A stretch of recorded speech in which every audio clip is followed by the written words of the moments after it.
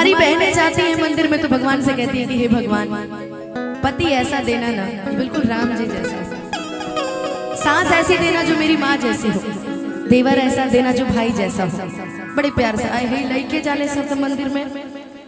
पहले सब जाते थे तो कहते थे कि हे भगवान कसम हाई स्कूल पास करा था ना तो बाबूजी मार के हाथ गोड़ तोड़ दे। और अब कि सब होके हुनर में हारानु चाहे सुनो कि भोला पूजी राउर गो चाही चंदा चको नाही दहेज में मांगी ले फॉर्च्यूनर। लेकिन अगर फॉर्च्यूनर मिल जाए तो पहल की छोड़ देंगे हम। बिल्कुल फॉर्च्यूनर मिले तो ये टाटा के बोलेरो के पूछे नहीं तो फॉर्च्यूनर अब मिले तो पहल की छोड़ देंगे हम, है ना। बिल्कुल। लेकिन हमारी माताएं बहनें मंदिर में जाके कहती हैं कि हे भगवान क्या कि सासू चाही माई जैसन अरे देवरा छोट भागी जैसन हो खो जब भी हमारे बाबा। कह रही है सासू चाही माई जैसन देवरा छोट भाई जैसन हो खो जब भी हवाए बाबा। और पति किसकी तरह मांग रही है? किसके तरह?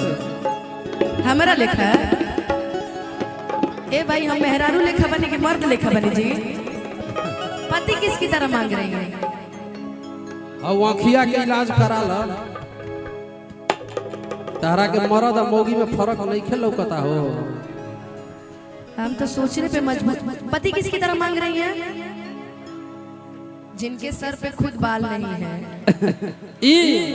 उनको आप फिर से बाल बाल बचा रहे हैं? बात ऐसी नहीं है अनुपमा जी की इनके सर पे बाल नहीं है। अगर माँ का हाथ पड़े सर पे तो बाल उगता है, और पत्नी का हाथ सर पे पड़े तो बाल डूबता है। तो इसका मतलब तो ये है कि आप विग लगा के आए। हाँ बिल्कुल, हमारा भी डूब गया है। पति किसकी तरह मांग रही है? कोई बताएगा आज के समय में पति किसकी तरह मांगते हैं? रावण जैसा? धीरू भाई अंबानी, एक बात जान लीजिए कि अगर महिलाएं निभाने पर आ जाए तो वो एक गरीब से निभा लेते हैं। अच्छा। एक गरीब लड़का भी रहेगा ना तो उसके साथ साथ निभा लेंगे, और छोड़ने पे आ जाए ना तो अंबानी को भी त्याग देंगे। ऐसी होती है लड़कियां। बिल गेट्स के छोड़ देते, मोटका के किया नहीं छोड़ते हो। राम जी जैसा पति मांगते हैं कि हे भगवान मेरा पति बिल्कुल राम जी जैसा कि हो खो जब भी ये बाबा। और एक बार प्रेम से बोलेंगे सच्चे दरबार की। और भजन में ताली बजाना चाहिए, पता है ना? सब जानते हैं ना, आगे सब साइड में सब लोग पता है ना। तो भजन में जब तक ताली नहीं बजेगा तब तक मजा नहीं आएगा।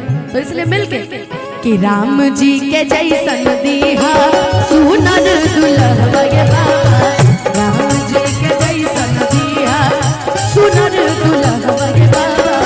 सासू चाही माई जैसन देवरा छोट भाई जैसन, सासू चाही माई जैसन देवरा छोट भाई जैसन हो खो जब बिया होए बाबा।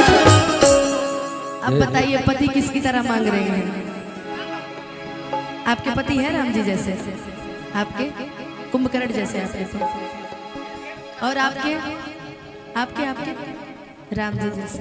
आपके इन लोगों को क्या पता शादी नहीं हुई है? राम जी इनकी इनकी इनकी इनकी हो गई है ना? आपके पति कैसे हैं? कह रही है थोड़ा बहुत राम जी जैसे। पूरा कब होंगे? और आपके आपके पति सलमान खान जैसे? ए भाई रह दीजिए, ठीक है, आप लोग का जवाब एकदम सही है। देख लीजिए भाई पति किसकी तरह है कि राम जी के जैसन दीहा सुनर दुल्हवा ये बाबा, राम जी के जैसन दीहा सुनर दुल्हवा ये बाबा।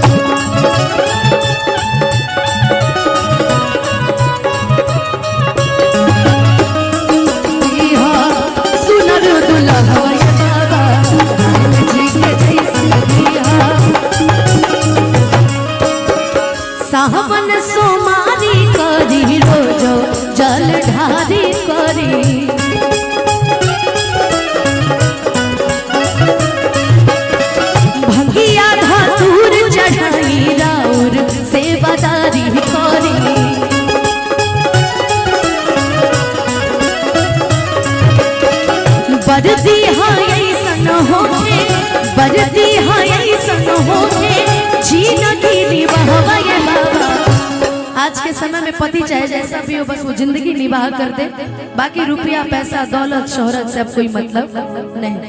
प्यार होना चाहिए, पैसा तो हम मिलके भी कमा सकते हैं, क्या गोलू बाबू? जीवन में प्यार होना चाहिए, पैसा तो हम मिलके कमा लेंगे, लेकिन तुम देर कर दी है, कोई दिक्कत नहीं। कि वर्दी हाय सन होके कि जिंदगी बहवाए बाबा, राम जी के जैसन दिया सुनर दुल्हनवाए बाबा, राम जी के जैसन दिया सुनर दुल्हनवाए। निमिया के डार मैया डारनी झुलुहवा होके झूली रे झूली, निमिया के डार मैया डारनी झुलुहवा होके झूली रे झूली, होके झूली रे झूली, मैया मोरी आवेलिया होके झूली रे झूली, मैया मोरी आवेलिया होके झूली रे झूली। सुनर दुल्हनिया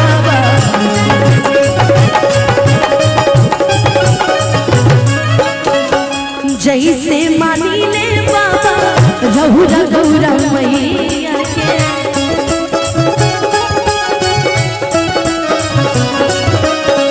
वो सही दुलार प्यार हम हो पाई सैया से,